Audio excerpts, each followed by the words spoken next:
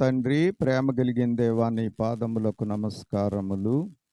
నీ అపారమైన ప్రేమ, కృప, కనికర, కటాక్షములను బట్టి 2024 సంవత్సరములో ఫిబ్రవరి నెలలో మరి ఒక ఆరాధన దినము అనుగ్రహించి ఇంతవరకు నడిపించినందులకు వందనములు, స్తోత్రములు.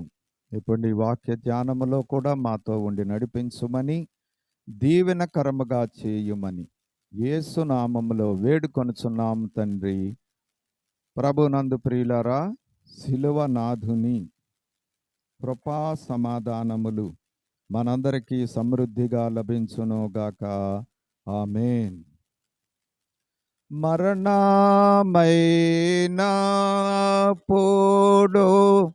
ధరణి వనికెనో గోడి తెరచినిగేనో సోదరా. ఊరు గిరులో బండలో బద్ధ లాయే సమాధులు తెరువబడెనో సోదరా. యేసు క్రీస్తుని సిలువ ఎప్పుడో ధ్యానము చేయు మాశాతోనో సోదా. మంచిది ప్రియులారా, మరి ఈరోజు మన ధ్యానము ఇప్పుడు మనం పాడుకున్నటువంటి చరణము. ఈ పాటలో గత కాలములో 5 చరణాలను మనము ధ్యానించుకున్నటువంటి వారమై ఉన్నాం. అలాగే ఈ దినము ఈ 6వ చరణమును కూడా విభాగించుకొని దానిలో ఉన్నటువంటి భావము మనము గ్రహించున్నట్లుగా ధ్యానము చేసుకుందాం. ఈ యొక్క చరణములో మరి 7 విషయాలు, 7 విభాగాలు ఉన్నాయి. అది వరుసగా చెప్తాను, తర్వాత వివరించుకుంటూ వెళతాను మీ సౌలభ్యము కొరకు.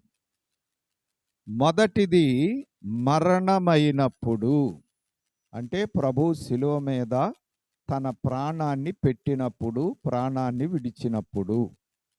2 ధరణి వణికెను, అంటే ధరణి అంటే భూమి, వణికింది అంటే షేక్ అయింది, అంటే గజగజలాడింది, గడగడలాడింది అని అర్థం. 3 గుడి తెర చినిగెను సోదరా. దేవాలయపు తెర మధ్యకు చినిగిపోయినది. ఆయన మరణమైనప్పుడు భూమి వణికింది, దేవాలయపు తెర పైనుండి క్రిందకు మరి చినిగెను అని లేఖనములో మనం చూస్తాం. అంటే దేవాలయపు తెర చినిగెను సోదరా. 4 ఊరు. ఊరు అంటే గ్రామం, పట్టణం లేక దేశం అనే అర్థాలు వస్తాయి. మరి ఊరు అంటే యెరూషలేము వెలుపల ఈ శిలువ కార్యం జరిగింది కాబట్టి యెరూషలేమంతా కూడా కల్లోలమైపోయినది. యెరూషలేమంతా అల్లకల్లోలం. ఊరు అంటే పట్టణం, యెరూషలేం పట్టణం అల్లకల్లోలమైనది. లేక ఆ దేశం ఈ వార్తను బట్టి, యేసయ్యకు వేసిన ఈ శిక్షను బట్టి కల్లోలమైనది. 5 గిరులు అంటే పర్వతములు కదిలిపోయినవి. భూమి వణికింది కాబట్టి పర్వతములు ఏమైపోయాయి అంటే కదిలిపోయే, స్థానం తప్పాయి, గడగడలాడిపోయినాయి. 6 బండలు బద్దలాయే, అంటే రాళ్ళు పగిలిపోయినాయి, చిన్నాభిన్నములైపోయినవి, రాళ్ళు చిన్నాభిన్నములైనవి. 7 సమాధులు తెరువబడెను సోదరా. మరి సమాధులు తెరువబడి అనేకులైనటువంటి మృతులైన వారు లేచి అనేకులకు కనబడ్డారు. మృతులైనటువంటి వారు లేచి కనబడ్డారు సోదరా. అంటే సమాధులు తెరవబడ్డాయి. ఆ సమాధుల్లో నుండి మృతులైన వారు లేచి అనేకులకు కనబడినారు. ఇది ఈ చరణములో ఉన్నటువంటి 7 భాగాలు. వీటిని కొద్ది కొద్దిగా ధ్యానం చేసుకుందాం. ప్రియమైనటువంటి వారలారా, యేసుక్రీస్తు ప్రభువారు సాక్షాత్తు దేవాది దేవుడు. మరి దేవుని యొక్క లక్షణం ఏమిటి అంటే ఆయన ఆద్యంతములు లేనివాడు.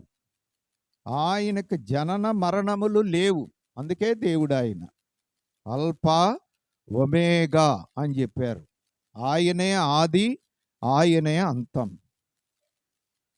కాలాతీతుడు, అలాగే స్థలాతీతుడు. ఆయన కాలానికి అతీతుడు, స్థలానికి అతీతుడు.